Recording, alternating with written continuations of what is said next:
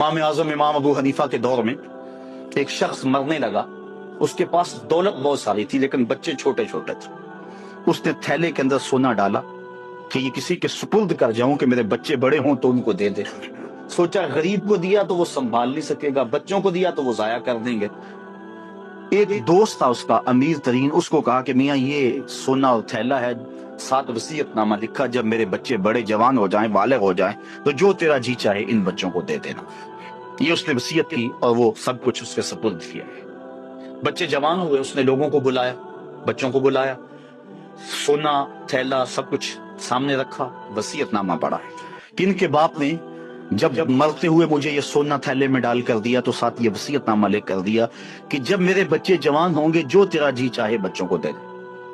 तो उसने सोना अपने पास रख लिया और खाली थैला बच्चों को दे दिया। अब सारे कहें जुल्म हुआ है, यतीमों के साथ जुल्म हुआ है, लेकिन करें क्या कि वसीयतनामा ही ऐसा था, ना अदालती चाराजोई हो सकती है, ना उसको कहा जा सकता है।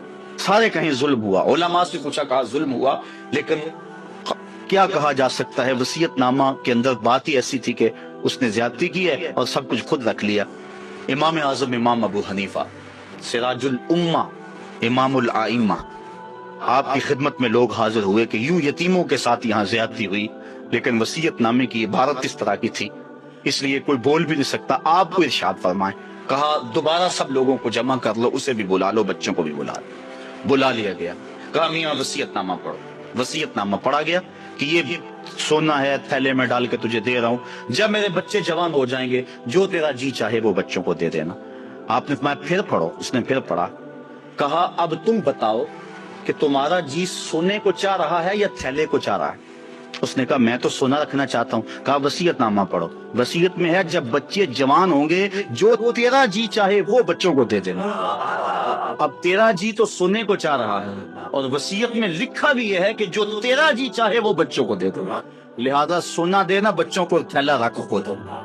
तो इमाम आजम ने इस तरह उन यतीमों की मदद फरमाई तो कहा लन तनालुल बिर्रा हत्ता तुनफिकू मिम्मा तुहिब्बून, तुम उतनी देर तक नेकी की हकीकत को नहीं पहुंच सकते जब तक उसको तुम अल्लाह की राह में खैरात न करो जिसको तुम खुद पसंद करो।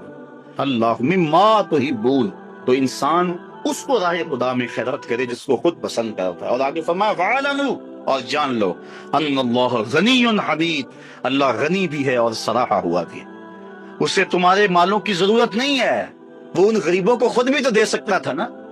तुम्हारी ड्यूटी लगाई कि तुम देना, वो खुद भी तो दे सकता था, लेकिन ये तुम्हारी आजमाइश, उनकी आजमाइश और तुम्हारी आजमाइश। अब देखते हैं कौन अपनी आजमाइश में पूरा निकलता है। अश्शैतानु याइदुकुमुल फक़रा व यामुरुकुम बिल फ़हशा, शैतान तुम्हें अंदेशा दिलाता है मोहताजी का। अगर तुमने अल्लाह की राह में दिया तो तुम मोहताज हो जाओगे, तुम्हारे पास इतनी दौलत निकल जाएगी। वयामुरुकुम बिल फ़हशा, और तुम्हें बेहयाई का हुक्म देता है। बेहयाई से यहाँ मुराद उलमाए तफसीर फरमाते हैं बुख़्ल है, कंजूसी है। और कंजूसी को बेहयाई इसलिए कहा गया कि इससे बड़ी क्या बेहयाई होगी कि गरीब नाने शबीना को तरसता हो और अमीर दौलत को संभाल के बैठ जाए। ये बेहयाई नहीं है तो और क्या है? वो क्या किसी ने कहा था, गंदम अमीर शहर की होती रही खराब, बच्ची मगर गरीब की फाकों से मर गई। तो इससे बड़ी बेहयाई क्या होगी कि एक घर में घी के चिराग जलते हों, एक घर के अंदर फजूल खर्चियों पर माल लुढ़ाए जा रहे हों, और दूसरी तरफ बेवा की यतीम बच्चियां घर में बूढ़ी हो रही हों, और कोई उनका रिश्ता कबूल ना करता हो कि इनके पास देने के लिए कुछ नहीं है, और हम पैसे उड़ा दें अपने नफ्स की ख्वाहिश के लिए, जो है वो लाखों रुपए खर्च करें और अपनी गली में उन गरीबों और यतीमों का लिहाज रखें, तो इससे बड़ी बेहयाई और क्या हो सकती है? इसलिए अल्लाह ताला ने बुखल को जो है वो फाहशा के साथ ताबीर किया कि शैतान तुम्हें बेहयाई का हुक्म देता है। वल्लाहु याइदुकुम मग़फ़िरतम मिन्हु व फ़ज़ला, और अल्लाह तुम्हें मग़फ़रत का और अपनी जनाब से फजल का वादा देता है। तुम उसकी राह में खर्च करके तो देखो, वो तुम्हारे गुनाहों को माफ कर देगा, और जब तुम उसकी राह में खर्च करोगे तो उसका फजल होगा, यानी तुम्हारा माल कम नहीं होगा। अकल यही कहती है, शैतान भी यही वादा देता है। और अकाउंटेंट से पूछो तो वो भी कहता है कि इतने खर्च करोगे तो इतने कम होंगे, कैलकुलेटर भी यही हिसाब देता है। लेकिन अल्लाह कहता है मैं वादा देता हूँ फजल का, तुम खर्च करके देखो तुम्हारे माल बढ़ा दो। और मैं एक मिसाल दिया करता हूँ, पुराने दौर में یہ ہم نے بھی دیکھا ہوا دور کہ کنویں سے پانی نکال کر کھیتوں کو ہم سیراب کیا کرتے تھے، پھر دیکھتے دیکھتے ٹیوب ویل آ گئے تو ان سے پانی ہم اپنے کھیتوں کو دینے لگے۔ وہ جو کنویں تھے ان کو باقاعدہ بند نہیں کیا، لیکن اب کہیں کوئی پرانا کنواں ہو تو وہاں جا کر دیکھو، ایک تو پانی بہت نیچے جا چکا ہے، دوسرا ڈول ڈال کر نکالو گے تو گندا ہو چکا ہے، سونگو گے تو بدبودار ہو چکا ہے۔ پانی وافر تھا، شفاف تھا، کثیر تھا، پاکیزہ تھا، لیکن اب وہی پانی نیچے بھی چلا گیا، نہ اس کی فراوانی رہی، نہ اس کی تازگی رہی، نہ اس کا وہ شفاف پن رہا۔ کیوں؟ اس لیے کہ جب وہ کنواں اپنا فیض باہر دیتا تھا نیچے سے سوتے پھوٹتے تھے، جتنا لٹاتا تھا اللہ اور دے دیتا تھا، جب اس نے باہر دینا چھوڑ دیا اللہ نے اس کو عطا کرنا چھوڑ دیا۔ اس لیے اس کی راہ میں دیتے جاؤ گے، اللہ خزانوں کے منہ تمہارے لیے کھول دے گا، تمہارے مال میں خدا کی راہ میں دینے سے کبھی کمی نہیں آئے گی۔ اگر کسی کا مال کم ہوا ہے، کاروبار لوگوں کے دیکھیں ہم نے، بڑے بڑے کاروبار ہوتے ہیں بعد میں ختم ہو جاتے ہیں، تلک الایام نداولھا بین الناس، دن پلٹتے رہتے ہیں، آج اور کل کیفیت اور۔ اس کی وجہ یہ نہیں ہے کہ اس نے راہ خدا میں لٹایا تو اس لیے ایسا ہوا، اس کی وجہ اور ہے۔ اس لیے راہ خدا میں جتنا مرضی مال دو گے کم نہیں ہوگا، بلکہ اللہ تعالیٰ وعدہ دیتا ہے کہ تم اس کے راہ میں دو گے تمہارا مال بھی بڑھا دوں گا اور تمہاری بخشش بھی فرما دوں گا۔ اللہ اکبر۔ یؤتی الحکمت من یشاء، یہ ساتھ ہی ذکر تھا مال کے خرچ کرنے کا، یہاں ذکر حکمت کا کر دیا، وہ جسے چاہے حکمت دے دیتا ہے۔ مطلب کیا؟ راہ خدا میں خرچ کرنے کا جذبہ، یہ بڑی دانائی کی بات ہے۔ وَمَن یُؤْتَ الْحِکْمَةَ فَقَدْ أُوتِیَ خَیْرًا کَثِیرًا، اور جس کو حکمت دی گئی اس کو بہت ساری بھلائی دی گئی۔ وَمَا يَذَّکَّرُ إِلَّا أُولُو الْأَلْبَابِ، اور نہیں نصیحت پکڑتے مگر عقل والے، بے وقوف نصیحتیں نہیں پکڑتے، عقل والے نصیحتیں پکڑتے ہیں۔ وَمَا أَنفَقْتُم مِّن نَفَقَةٍ أَوْ نَذَرْتُم مِّن نَذْرٍ، اور جو تم خرچ کرو یا کوئی نظر مانو، بے شک اللہ فَإِنَّ اللَّهَ يَعْلَمُهُ، بے شک اللہ اسے جانتا ہے۔ وَمَا لِلظَّالِمِينَ مِنْ أَنصَارٍ، اور ظالموں کا کوئی مددگار نہیں ہے۔ إِن تُبْدُوا الصَّدَقَاتِ فَنِعِمَّا هِيَ، اگر تم صدقے ظاہر کرو تو اللہ اسے جانتا ہے، فَنِعِمَّا هِيَ، تو وہ تمہارے لیے بہتر ہیں۔ وَإِن تُخْفُوهَا، اگر تم انہیں چھپا لو، وَتُؤْتُوهَا الْفُقَرَاءَ، اور غریبوں کو فقراء کو دو، فَهُوَ خَيْرٌ لَكُمْ، تو وہ بھی تمہارے لیے بہتر ہے۔ یعنی اگر تم صدقوں کو ظاہر کر کے دو تو یہ بھی بہتر، اگر چھپا کے دو تو یہ بھی بہتر۔ امام غازی تفسیر کبیر کے اندر اسی آیت کریمہ کے تحت 5-6 چیزیں بیان فرمائی کہ صدقہ کب چھپا کے دینا چاہیے اور کب ظاہر دینا چاہیے۔ گفتگو وہ لمبی ہے، میں ایک بات عرض کر کے اجازت چاہوں گا اور بات آگے بڑھاؤں گا۔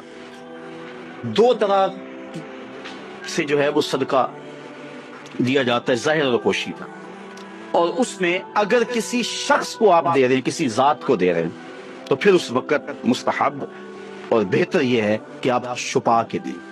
کسی کی مدد ذاتی طور پہ کر رہے ہیں، غریب ہے، بیوہ ہے، یتیم ہے، تو پھر اس کی غربت کا اشتہار نہ لگائیں، پھر بہتر ہے کہ چھپ کے دیں۔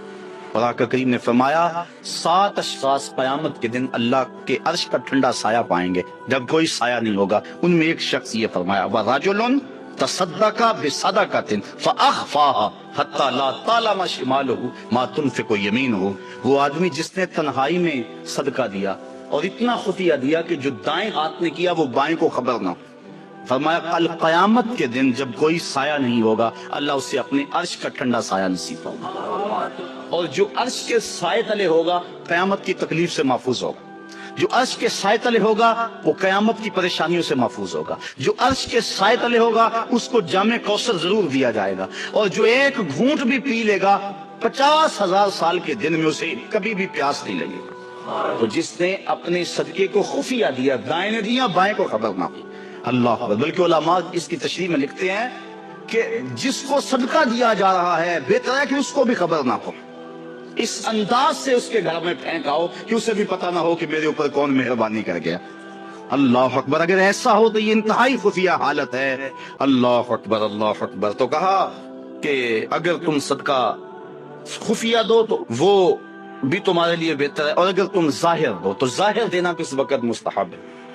جس میں کسی شخص کی ذات کا معاملہ نہ ہو۔ مثال کے طور پہ مسجد کے لیے فنڈ مانگا جا رہا ہے، دارالعلوم کے لیے مانگا جا رہا ہے، کسی ہاسپٹل کے لیے مانگا جا رہا ہے، کسی اور رفاہی کام کے لیے مانگا جا رہا ہے، لہٰذا وہاں آپ اس نیت سے کہ اگر میں اٹھ کے اعلان کروں گا تو میرے دیکھا دیکھی کئی اعلان کریں گے، لہٰذا مدد ہو جائے گی، تو آقا کریم نے ایک مرتبہ جہاد کے لیے فنڈ مانگا تو ایک صحابی نے جلدی سے آغاز کر دیا، اس کو دیکھنے سے باقی بھی اٹھ کھڑے ہوئے، تو آقا کریم نے اس وقت فرمایا تھا من سنہ فی الاسلام سنتن حسنتن فلہ اجرھا، جس نے اسلام میں ایسے اچھے طریقے کو رائج کیا اللہ تعالیٰ اس کو اس کا اجر عطا فرمائے گا، اور اس کے دیکھا دیکھی جس نے اس کام کو کیا اللہ اس کا اجر بھی سے عطا فرمائے گا۔ تو اس نیت سے اگر ظاہر کر لیا جائے تو وہ زیادہ فضیلت والا ہے۔ دوسرا، اگر آپ خفیہ کی بجائے اعلانیہ کرتے ہیں تو اس سے آپ کے نفس پر ریاکاری کا امکان پیدا ہو جاتا ہے، تو پھر بہتر یہ ہے کہ ریاکاری سے بچنے کے لیے خفیہ صدقہ کیا جائے تاکہ اللہ تعالیٰ آپ کی اس عمل کی برکت آپ کو نصیب فرمائے، ورنہ ایسا ہوگا کہ ریاکاری سے سب کچھ برباد ہو جائے گا۔ آگے ارشاد فرمائے وَيُكَفِّرُ عَنْكُم مِّن سَيِّئَاتِكُم، اگر تم اللہ کی راہ میں چھپ کے یا ظاہر صدقہ کرو گے تو اللہ کے نزدیک وہ بہتر ہے اور وہ اس سے تمہارے گناہوں کو اتار دے گا، یعنی صدقہ دینے سے جو ہے وہ گناہ مٹتے ہیں۔ واللہ بما تعملون خبیر، اور جو تم کر رہے ہو اللہ اس کو دیکھ رہا ہے، نہیں کسی نے دیکھا، جس کو تم نے دیا اس نے بھی نہیں دیکھا، کسی کو نہیں کانوں کان خبر ہوئی، لیکن جس کے لیے دے رہے ہو وہ تو دیکھ رہا ہے۔ اللہ اکبر۔ یہ اپنی اپنی نیت پر منحصر ہے کہ کس کی نیت کیا ہے۔ لیس علیک ہداہم ولکن اللہ یہدی من یشاء، اے حبیب آپ کے اوپر لازم نہیں ہے کہ ان کافروں کو جو ہے وہ آپ ہدایت دیں، بلکہ اللہ جس کو چاہتا ہے ہدایت دیتے۔ یہ کفار کو صدقہ دینے کے جواز پر آیت نازل ہوئی۔ صحابہ صدقہ اپنا دیتے تھے، اپنوں کو مسلمانوں کو بھی، لیکن ان کے رشتہ دار کافر بھی ہوتے جو پریشان ہوتے، تو دل میں آتا یہ کافر ہیں، تو اللہ تعالیٰ نے اجازت دی کہ ان کو بھی آپ دے سکتی ہیں۔ تو کافر کو صدقہ واجبہ نہیں لگتا، یعنی زکوٰۃ نہیں لگتی، صدقہ فطر نہیں لگتا، اور جو منت کا جو صدقہ ہے وہ نہیں لگتا، واجبہ نہیں لگتا، نافلہ صدقے جو ہیں ویسے تعاون کر دیا جائے تو وہ اس کو لگ جاتا ہے۔ اس کی دلیل قرآن مجید کی یہ آیت، وَمَا تُنْفِقُوا مِنْ خَيْرٍ فَلِأَنفُسِكُمْ، اور تم جو اچھی چیز دو تو تمہارا ہی اس میں بھلا ہے، فائدہ تمہیں ہی ہوگا، تمہارا ہی بینک ہے۔ وَمَا تُنْفِقُونَ إِلَّا ابْتِغَاءَ وَجْهِ اللَّهِ، اور تمہیں خرچ کرنا مناسب نہیں مگر اللہ کی رضا چاہنے کے لیے۔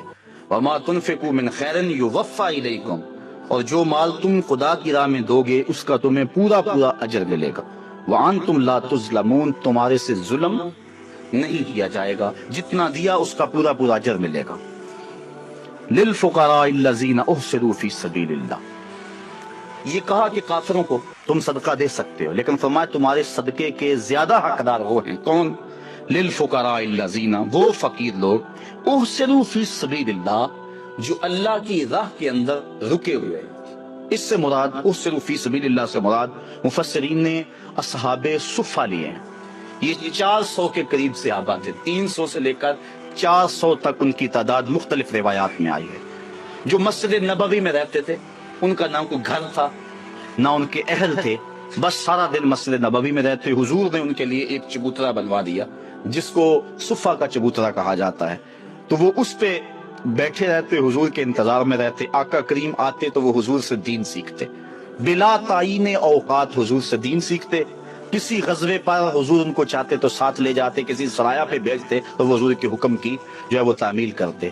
زیادہ کوشش کرتے کہ وہ لکڑیاں اکٹھی کر کے ان کو بیچ کر اپنے پیٹ کا گزارا کرتے، لیکن مصروفیت چونکہ تعلیم دین میں تھی تو وہ کمائی نہیں کر سکتے تھے۔ اللہ تعالیٰ جل شانہ نے یہاں باقاعدہ یہ بات ارشاد فرما دی، لا یستطیعون ضربا فی الارض، وہ زمین پر چل نہیں سکتے، یعنی باقاعدہ وہ کاروبار نہیں کر سکتے کیونکہ وہ دین کے علم کے لیے رکے ہوئے ہیں۔ کہا تمہارے صدقے کے زیادہ حقدار یہ طلباء ہیں، دین والے لوگ جو اپنا سب کچھ چھوڑ کے دین سیکھ رہے ہیں۔ یحسبہم الجاہل اغنیاء من التعفف، سوال نہ کرنے کی وجہ سے اس کو ناواقف آدمی سمجھتے ہیں یہ تو بڑے ٹھیک ٹھاک ہیں، یہ تو غنی ہے۔ چونکہ ہر بندہ اندر نہیں جھانک سکتا، وہ کیا کسی نے کہا تھا نا، ہستی پلکوں کے نیچے غم بھی پلتے ہیں، ہستی پلکوں کے نیچے غم بھی پلتے ہیں، مگر کون دیکھتا ہے اتنی گہرائی میں۔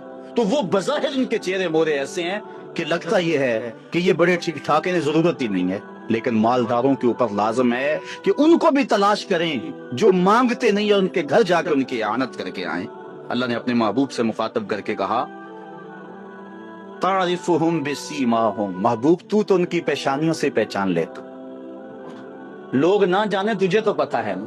حضرت ابو ہریرہ رضی اللہ تعالیٰ عنہ باہر آ کے بیٹھ گئے، کہتے مجھے بھوک بڑی لگی ہوئی تھی، اور اتنی بھوک کہ گزارا نہیں ہو رہا تھا, بیٹھا نہیں جا رہا.